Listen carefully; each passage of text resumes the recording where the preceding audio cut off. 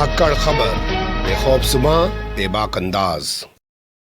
धाकड़ खबर के news room से मैं आपके साथ हूं अकरम रईस खान। ऐसा नहीं है कि उत्तर प्रदेश में आम दलितों पर ही अत्याचार किया जा रहा है, उन्हीं के साथ आपराधिक वारदातों को अंजाम दिया जा रहा है और बदमाश आपराधिक वारदातों को अंजाम देने के बाद फरार भी हो जा रहे हैं। यहां तो जो मामूली सी किसी भी पोजीशन पे, चाहे किसी विभाग में तैनात है, चाहे कोई नेता है, अगर दलित समाज से ताल्लुक रखता है उसको भी नहीं बख्शा जा रहा है। घर में घुसकर धारदार हथियारों से हमला करके उसे और उसकी पत्नी को भी मौत के घाट उतार दिया जा रहा है, धारदार हथियार से काट के। ध्यान से सुनिएगा, कहां हुई ये वारदात और इससे पहले कहां पर पूरे दलित परिवार को मौत के घाट उतारा जा चुका है और 4 दिन के भीतर हुई इन दोनों वारदात को कैसे देखा और समझा जा सकता है, ये भी आपके सामने रखने की कोशिश करूंगा। इसके अलावा ये भी बताऊंगा कि साहब गोरखपुर के हालात भी ठीक नहीं है। दिन दहाड़े अंधाधुंध गोलियां बरसाकर 2 लोगों की हत्या कर दी गई है और यहाँ का जो एसएसपी है, पुलिस अधिकारी है, वो रटा रटा ऐसा जवाब दे रहा है। वो जवाब भी आपके सामने रखूंगा। हालांकि आपको पहले ही बता दूं, इन दोनों खबरों के बारे में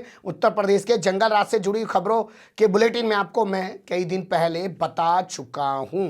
लगातार हम उस बुलेटिन में आपको उत्तर प्रदेश के अपराध से जुड़ी हुई खबरें बताते रहते हैं, लेकिन आज बोलती हुई तस्वीरों की ज़बानी पूरी कहानी आपके सामने रखना बेहद ज़रूरी है, क्योंकि मायावती एक्टिव हो गई हैं। उन्होंने पहले जो दलित परिवार के 4 लोगों की हत्या की गई थी और अब दलित परिवार के 2 लोगों की हत्या की गई है, उसको लेकर एक ट्वीट किया है और सरकार पर निशाना साधा है और कहा है कि उत्तर प्रदेश की कानून व्यवस्था आखिर किस हद तक खराब होगी और सरकार इस मामले पर कब एक्शन लेगी। लेकिन वो सिर्फ ट्वीट कर रही हैं। प्रियंका गांधी तो मौके पर भी पहुंच गई थी। पर खबर को 2 हिस्से में आपके सामने रख रहा हूं। चलते हैं खबर के पहले हिस्से की तरफ। देखिए, पहली खबर मैं आपके सामने रख रहा हूं प्रयागराज से जुड़ी हुई, वही प्रयागराज जिसका नाम पहले इलाहाबाद हुआ करता था। 24 नवंबर को यह खबर सामने आई थी। फाफामऊ थाना है। 17 साल की एक लड़की के साथ घर में घुसकर गैंगरेप किया गया। उसके छोटे भाई की कुल्हाड़ी से काट के हत्या कर दी गई। उसकी मां, उसके पिता की हत्या कर दी गई और इस लड़की को भी बेरहमी से कत्ल कर दिया गया। अभी तक इस मामले में कोई ज्यादा गिरफ्तारी नहीं हुई है, लेकिन लोग कह रहे हैं ये वारदात भी हाथरस जैसी वारदात है। आपको याद होगा ना, पिछले साल हाथरस में क्या हुआ था। 19 साल की वो दलित समाज की लड़की जब 14 सितंबर को खेत में गई, उसके साथ वहां दरिंदगी की गई, उसकी हत्या कर दी गई। बाद में जब सीबीआई को जांच सौंपी गई, तब सीबीआई ने आरोपियों को पकड़ के जेल में डाला, वरना पूरी सरकार आरोपियों को बचाने में लगी हुई थी, क्योंकि आरोपी अगड़ी जातियों से जुड़े हुए थे। 24 नवंबर की एक खबर है, वो भी आपको बता देता हूं। 24 नवंबर को गोंडा में घर में घुसकर एक सिरफिरे आशिक ने एक ही परिवार के 4 लोगों को धारदार हथियार से काट डाला। माँ की मौत हो गई, बाप की मौत हो गई, उस लड़की की मौत हो गई जिसे एक तरफा प्यार किया करता था, जबकि लड़की की बहन अभी जिंदगी और मौत के बीच जूझ रही है। तो ताबड़तोड़ वारदातों पर वारदातें हो रही हैं। लेकिन ऐसा नहीं है कि सिर्फ एक ही जिले में या एक ही जगह पे ऐसी वारदातें हो रही हैं। आजमगढ़ में भी धारदार हथियार से काटकर एक दलित पटवारी यानी कि लेखपाल और उनकी पत्नी की निर्मम हत्या कर दी गई। ये खबर आजमगढ़ के तरवा थाने से जुड़ी हुई आई। यहाँ का तिथुपुर एक गाँव पड़ता है, वहाँ पे इस वारदात को देर रात अंजाम दिया गया। मृतक का नाम राम नगीना। बताइए, उत्तर प्रदेश में राम नगीना सुरक्षित नहीं है। 55 साल उनकी उम्र थी। चकबंदी विभाग में वो जो है लेखपाल यानी कि पटवारी थे और अपनी पत्नी नगीना देवी 52 साल के साथ वो गांव के बाहर बने अपने नए मकान में सोए हुए थे। सुबह उनकी लाशें वहां पड़ी मिली हैं। यहाँ के पुलिस अधिकारी को सुन लीजिए। थाना तरवा में पिठौरपुर गांव में आज सुबह पुलिस को सूचना मिली थी कि पति पत्नी, जिनकी एज लगभग 55 साल और 50 साल के आसपास की है, उनकी धारदार हथियार से गले पे वार कर और सर पे वार कर हत्या कर दी गई है। इस सूचना पर पुलिस मौके पे पहुंची है। सभी उच्च अधिकारी मौके पे पहुंचे हैं। मेरे द्वारा मौका मुआयना किया गया है। फील्ड यूनिट ने एविडेंस कलेक्शन किया है, डॉग स्क्वाड ने एविडेंस कलेक्शन किया है।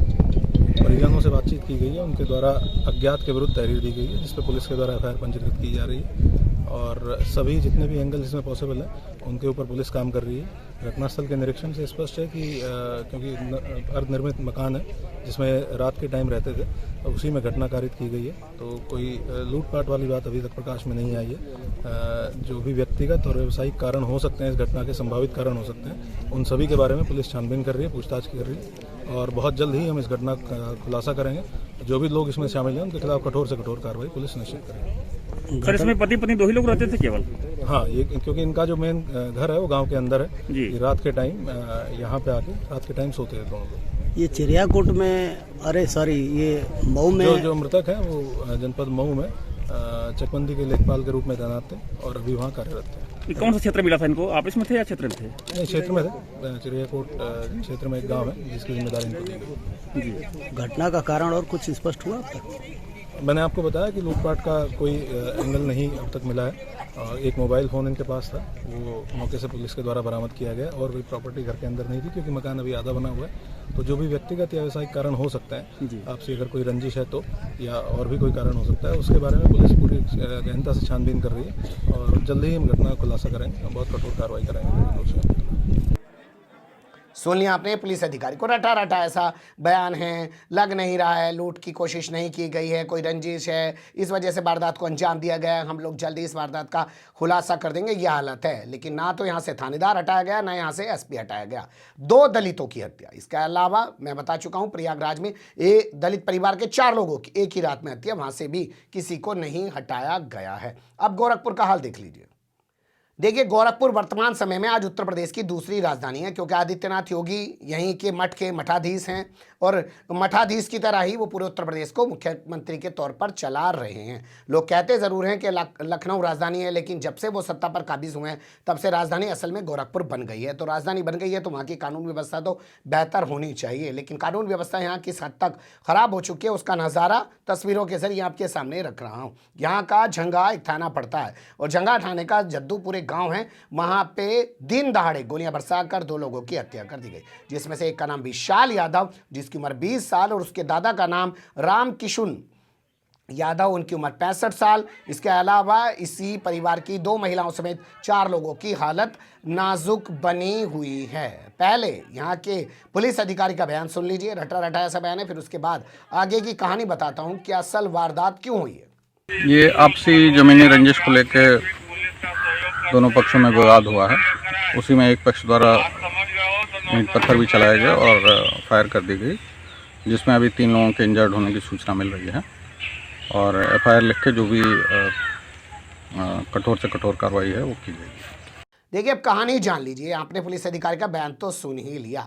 मकसूदन निषाद नाम का एक शख्स है और एक शख्स है जिसका नाम है श्याम यादव। ये दोनों छठ पूजा के दौरान छठ पूजा के मेले में गए हुए थे। उसी दौरान वहाँ डीजे को लेकर कुछ कहा सुनी हो गई। उसके बाद मकसूदन निषाद ने श्याम यादव को मारपीट कर घायल कर दिया, उसके सिर में चोट लग गई। श्याम यादव ने एफआईआर दर्ज करा दी। मकसूदन यादव समेत 2 लोगों के खिलाफ पुलिस उनकी तलाश में लग गई, लेकिन वो पुलिस के हत्थे नहीं चढ़ पाए, यानी कि पुलिस समय से कार्रवाई करती तो शायद ये नहीं हो पाता, ऐसा लोगों का कहना है।